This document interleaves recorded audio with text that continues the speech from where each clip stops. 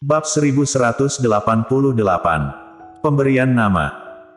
Anisong tak menyarankan Audrey Han menyusui prinsesa, karena jika menyusuinya, ia harus sering bangun malam-malam, bahkan saat makan pun kadang ia harus menyusui bayinya, ini akan sangat merepotkan dan melelahkan.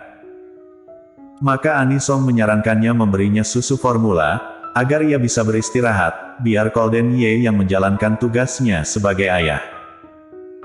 Audrey Han tahu Anisong menyarankan hal ini demi kebaikannya, tapi dulu ia menyusui Glenn, maka kini, ia juga akan menyusui anak keduanya. Tak apa, ini juga takkan berlangsung lama, biarkan ia menyusui langsung. Anisong mengerjap, kau yakin? Iya. Baiklah, lalu Anisong berkata pada Golden Ye, meski ia akan menyusui langsung, sebagai ayah kau harus tetap membantu dan berusaha menjaga perasaan istrimu.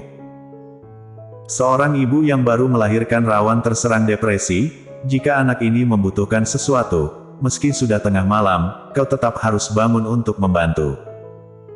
Sebenarnya tanpa Anisong memperingatkan pun, Golden Ye akan melakukan hal ini. Kemarin malam, Audrey Han sangat kelelahan, tapi baru saja ia tidur, terdengar tangisan bayi itu.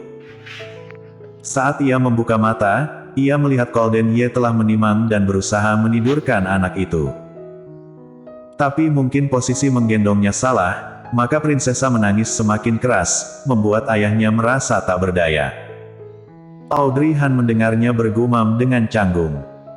Jangan menangis, jangan menangis.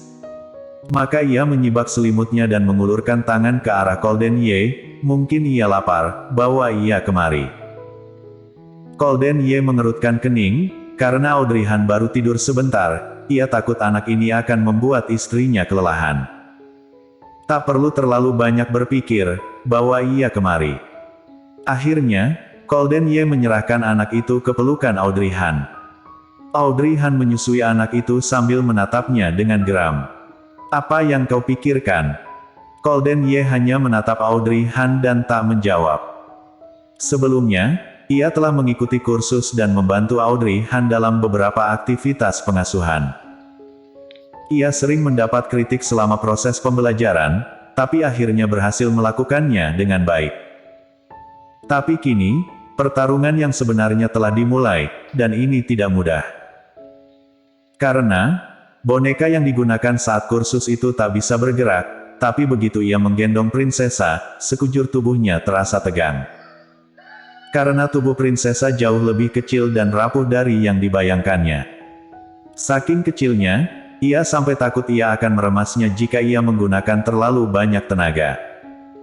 Maka Golden Ye bersikap sangat canggung dan hati-hati.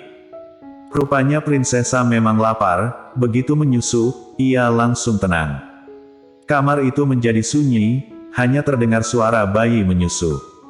Waktu berlalu, akhirnya prinsesa merasa kenyang dan tertidur. Audrey Han meletakkannya di sebelahnya. Golden Ye hendak menggendongnya, tapi segera berhenti melihat Audrey Han mendelik padanya. Karena ia tak bisa mengurus bayi itu, akhirnya Audrey Han yang berusaha menidurkannya. Golden Ye hanya berjaga di sebelahnya. Hingga akhirnya subuh tiba, Audrey Han berkata, tidurlah di kamar sebelah dulu, jika prinsesa bangun, aku akan memanggilmu. Tapi Golden Ye tak tidur, tetap berjaga di sisinya. Sejak kemarin malam, ia sama sekali belum tidur, kantung matanya menghitam, dan suaranya terdengar parau. Audrey Han merasa cemas dan meminta Anisong datang untuk menemaninya, lalu menyuruh Golden Ye beristirahat. Awalnya Golden Ye tak mau, tapi Anisong membentaknya. Apakah kau kira tubuhmu terbuat dari baja? Jika kau tak mau istirahat, siapa yang akan merawat Audrey dan prinsesa jika kau kelelahan? Dan jika kau terus di sini, bukankah Audrey malah akan mengkhawatirkanmu? Jika ia terus merasa khawatir, bagaimana ia bisa beristirahat? Golden Ye merasa perkataan Anisong sangat masuk akal, maka akhirnya ia pergi untuk beristirahat. 5 hari setelah persalinan Audrey Han, prinsesa mulai mengenali semua orang. Saat Tuan Besar Yuchi menggodanya, ia tertawa, siapapun yang menggodanya, ia selalu tertawa. Maka mereka sangat suka menggoda prinsesa. Mari pergi ke rumah sakit hari ini untuk bermain dengan prinsesa. Ayo. Begitu prinsesa tertawa. Jepret. Gita mengambil banyak foto prinsesa dan mengunggahnya di WeChat Moments. Banyak orang memberi like dan bertanya, kapan gilirannya? Gita merasa malu, kenapa ia mengunggahnya? Mengunggahnya hanya membuatnya dibombardir pertanyaan seperti ini. Hari ini, Tuan Besar Yuchi dan Glenn sedang bermain dengan prinsesa. Audrey Han mengamati di sebelahnya, mendengar suara tawa prinsesa, dalam hati ia merasa cemas. Kenapa ia merasa tawa prinsesa terdengar agak dungu? Seharusnya prinsesa tidak. Audrey Han tak berani memikirkan hal ini. Apalagi Glenn sangat cerdas, saat lahir, ia tak seperti prinsesa, yang tertawa pada siapapun yang menggodanya. Sikap prinsesa benar-benar tampak dungu, semoga ini hanya keluguan sesaat. Tapi rupanya, Glenn memiliki pemikiran yang sama dengannya.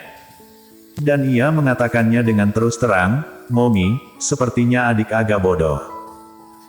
Katanya sambil memiringkan kepala, tampak sangat polos dan jujur. Audrey Han hampir saja menyembur. Tuan Besar Yuchi segera menjitak kepala Glenn, apa yang kau bicarakan? Ia adikmu, mana mungkin ia bodoh. Glenn memegangi kepalanya yang sakit dan mendengus, aku hanya merasa demikian, kenapa kakek buyut sangat kejam.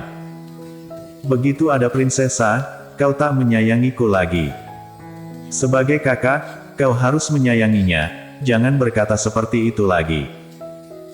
Meski Glenn tak lagi membahasnya, ia masih merasa cemas setiap mendengar tawa dungu prinsesa. Mungkin adiknya tidak bodoh, hanya masih polos. Setelah cukup lama mempertimbangkan, akhirnya Tuan Besar Yuchi memilih nama untuknya. Aku telah memikirkan nama untuknya. Karena panggilannya prinsesa, bagaimana jika kita menamainya Prin Han? Prin Han. Kenapa terdengar seperti nama anak laki-laki? Audrey Han merasa ragu dan menatap Golden Ye. Golden Ye berpikir sejenak, lalu berkata, bagaimana jika dua kata? Satu kata agak sulit dan kurang cocok untuk nama anak perempuan, Princess Han lebih baik. Bersambung.